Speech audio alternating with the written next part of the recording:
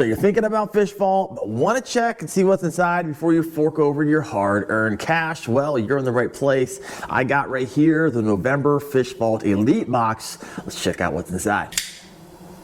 Cut you. Talking about the box. Cut the box. Not you. Not you. See what we got. All right, first we have the Fishbones 10-piece inline spinner assortment. Let's go ahead and break some of these out.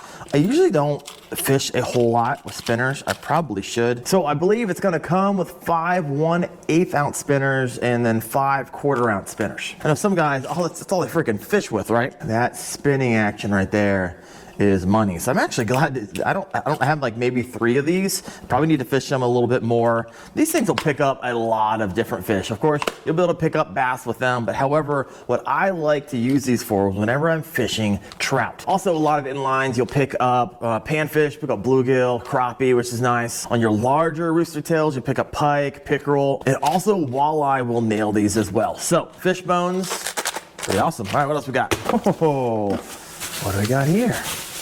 All right. Oh, I thought it was going to be Yeti. It is not. It is the Otter Elevation 16 tumbler.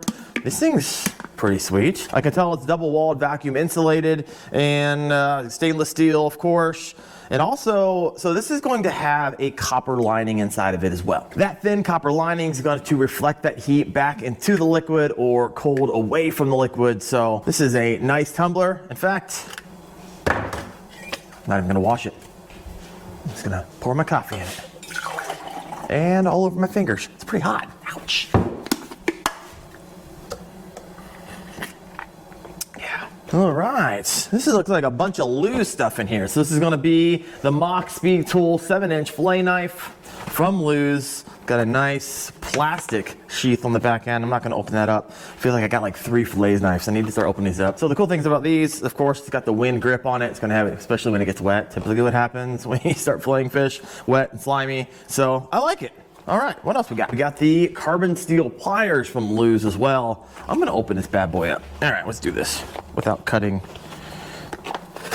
A couple things I like on this already. This is made out of C45 steel, which is like a medium carbon steel, known for its really good strength and hardness. It's got some aluminum construction. It also has Lew's Armor Shield 3X corrosion protection. So really this is just a specialized coating that they apply to their fishing reels and components and their speed tools, right? It's gonna enhance the durability and resistance to really that harsh environmental condition. All right, so we have serrated jaws.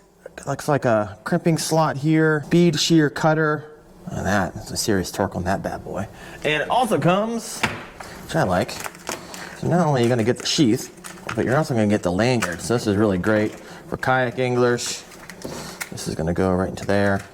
And so when this falls in the water, which it does probably 5 times a freaking trip, you're not gonna lose your pliers to the bottom of the lake. All right, pull out the box.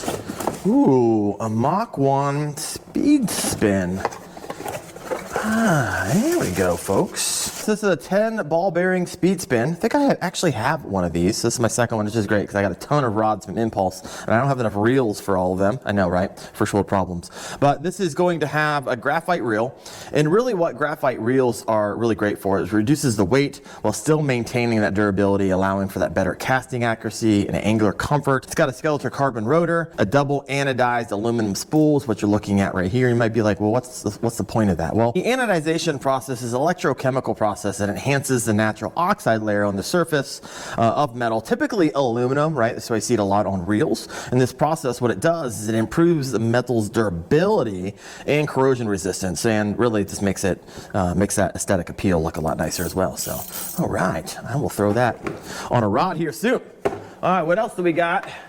Got the old KVD Toad Buzz. So I'm gonna fish the Toad Buzz. Just gonna throw this out, of course, and just get it up to speed where this thing starts plopping on the top of the water, and then keep that nice and steady. I'm gonna keep it that speed all the way in until something comes up and absolutely destroys it. Every once in a while, if that is not working for me, I'll kind of give it a stop and go to kind of give it that distressed frog type of deal, or a tired frog, and so they come up and nail it. Of course, grass and lily pads. However, if that's not on your particular body of water, I also like fishing this around docks where those bass love to ambush hunt. One last thing we got here. We have the Spro Essential Series Aruka Shad 75. Go and open her up. All right, so let's called the Ricochet 75 because this is 75 millimeters. Has a nose down, right? So it's gonna come through those weeds and that grass a little bit easier without getting caught up. It's got a nice rattle to it, not a knocker.